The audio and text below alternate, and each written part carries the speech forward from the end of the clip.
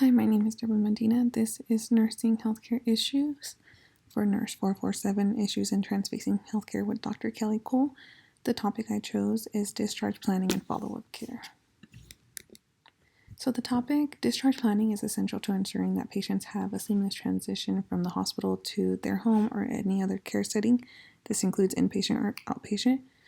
This planning entails organizing different care-related tasks like scheduling follow-up visits, making sure prescription drugs are filled, giving care instructions for self-care, and promoting the continuity of care to avoid readmission.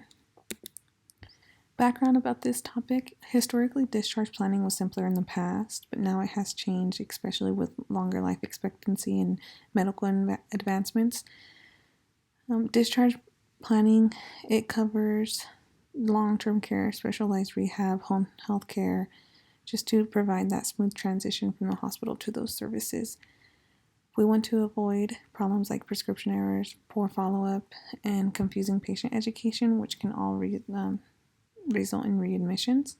So this complexity necessitates precise care coordination, which may be a challenge in a system that may be underfunded. Discharge planning and follow-up care were highlighted apart as the National Hospital Readmission Reduction Policies that was implemented in the Affordable Care Act, the ECA. This has prompted the creation of initiatives and plans to enhance these procedures.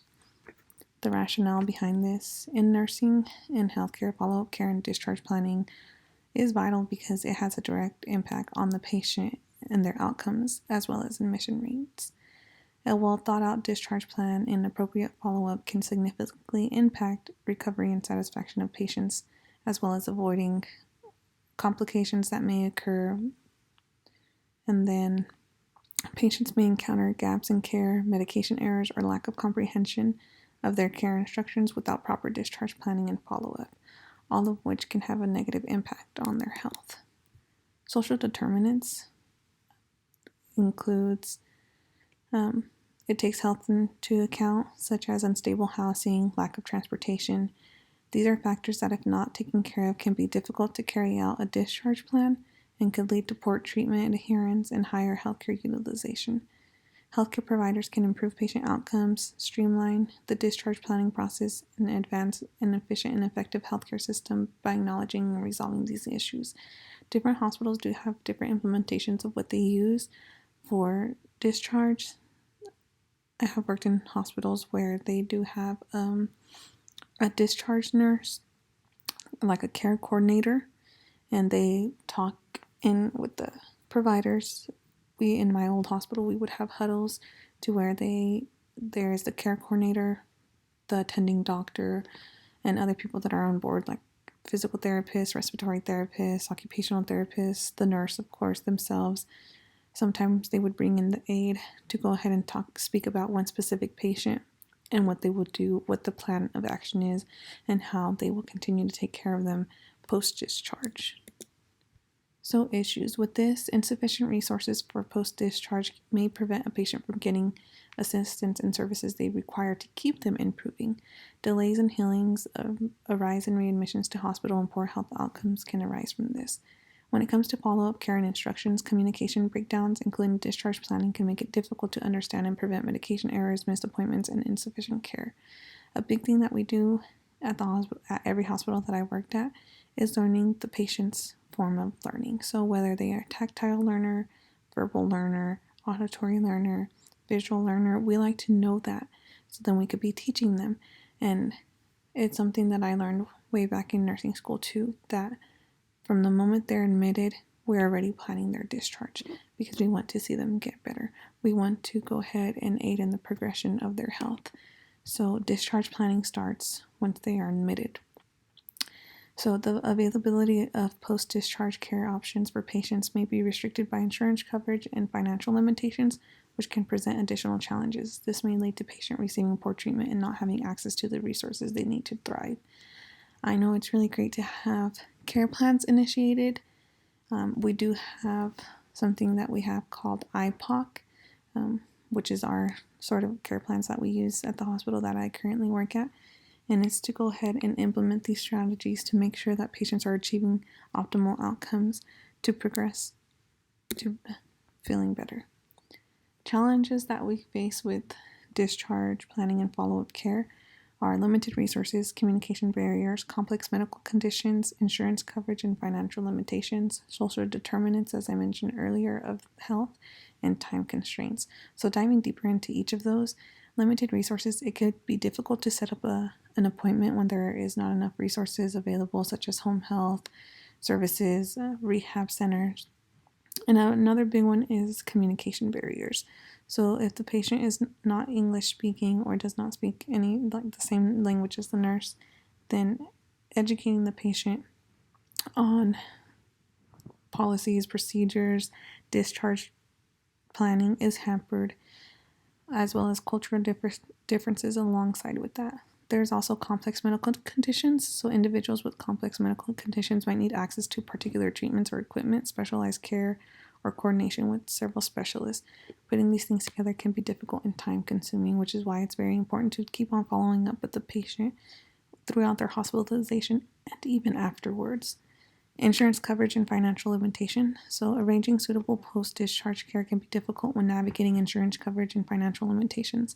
The option is accessible to patients and may be impacted by limited coverage or financial obstacles. Social determinants of health. Uncertainty in housing, lack of transportation, lack of social support systems can have an impact on the patient's capacity to adhere to their discharge plan. Successful transitions depend on addressing these determinants. And then there is also time constraints. So healthcare providers, patients, and their families must carefully coordinate and collaborate during the discharge planning process, setting aside enough time for the resources. For thorough discharge planning can be difficult due to time constraint and competing priorities.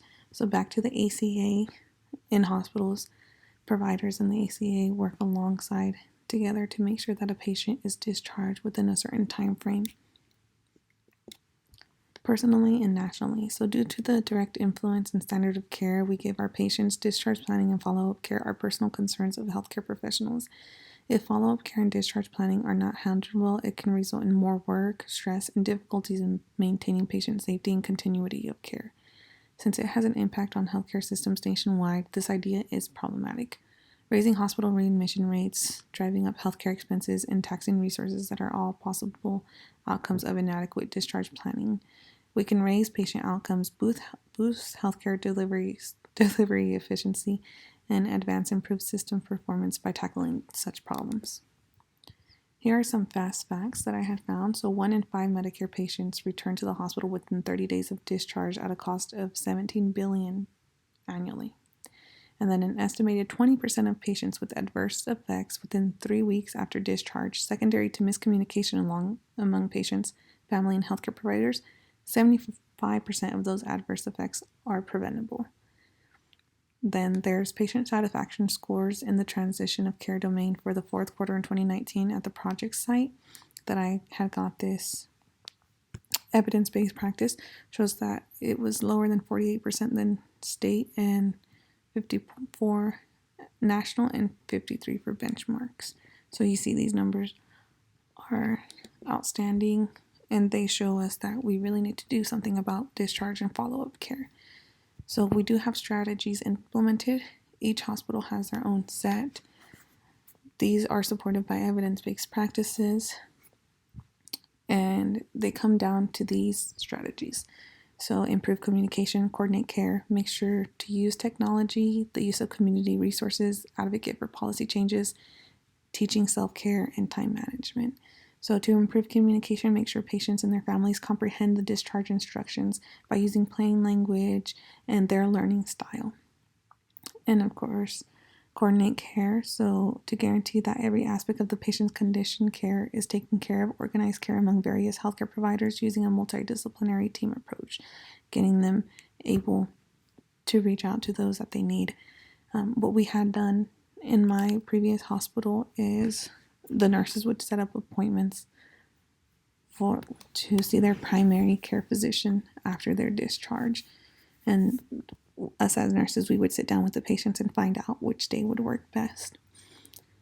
Then there's 3, make use of technology. So with digital tools and the electronic health record, the coordination care between the settings can be quickened using technology.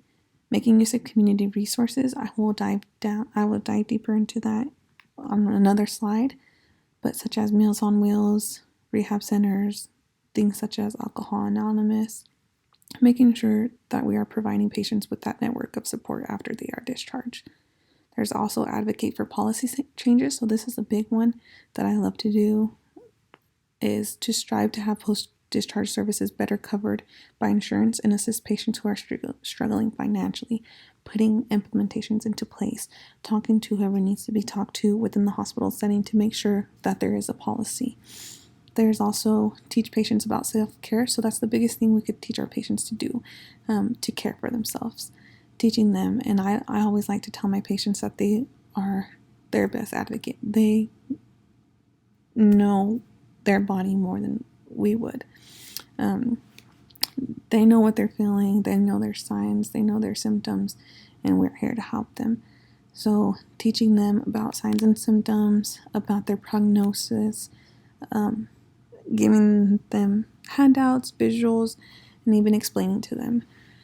There's also time management, so set aside a specific period of time for discharge planning and make sure that it begins early in the hospital stay to prevent rush planning when it comes to discharge. So like I mentioned, discharge planning should start as soon as the patient's admitted and have them follow along. Let's see. So patient education is a big one. Setting up post-discharge support, getting into interdisciplinary teams on board, community resources, and striving for policy changes. So striving for solutions. In order to overcome these obstacles, healthcare providers, patients, and their support networks frequently need to work together, communicate effectively, and take a multidisciplinary approach. Healthcare providers can guarantee a seamless transition for patients from hospital to discharge settings by addressing these issues. Community resources that I searched up and that I have seen us use in the hospital is providing home health services, letting them know which home health services exist, rehabilitation centers where we send most of our discharge patients, as well as joining support groups, as I mentioned, like Alcohol Anonymous, pharmacy services as well. This is a big one to make sure that their prescription refills are taken care of, medication delivery and medication counseling by nearby pharmacies. It's a big thing to know which pharmacy they go to make sure that they get their prescription, especially after discharge. There is transportation services as well, letting them know about those. Meals on Wheels, also a great program, and community health centers that depends on from community to community. I know we do have several here in the Wichita, Kansas area. So success stories. Improved discharge planning has produced positive outcomes. Hospital readmissions and ED visits significantly decreased after the implementation of the study that I had read. The success of discharge planning was improved when nurses, social workers, and pharmacists worked together. Improved care coordination, fewer medication errors, and higher patient satisfaction are the results of this multidisciplinary approach. So these success stories highlight the potential impact of effective discharge planning on patient outcomes and healthcare system efficiency. By implementing these evidence-based practice strategies and fostering collaboration among healthcare professionals, we can continue to improve the discharge process. So in summary, healthcare providers assess patients' needs and develop individualized discharge plans in an inpatient setting by collaborating with patients, families, and the interdisciplinary team. This can entail setting up medical equipment, rehab therapy, home health care services, things of that sort that I have mentioned earlier. Follow-up care is crucial in the outpatient context to track the patient's development, handle any lingering issues, and avoid complications. Depending on the patient's need, this could involve scheduling appointments with specialists, primary care physicians, and other medical professionals. Follow-up care and discharge planning can have a significant effect on patient outcomes, lower readmission rates, and raise general patient satisfaction. It is guaranteed that after they leave the hospital, patients will have the resources and support they need to maintain their health and resume their recovery. Here are the references that I used. Thank you for listening to my presentation. If you have any questions or concerns, please reach out to me.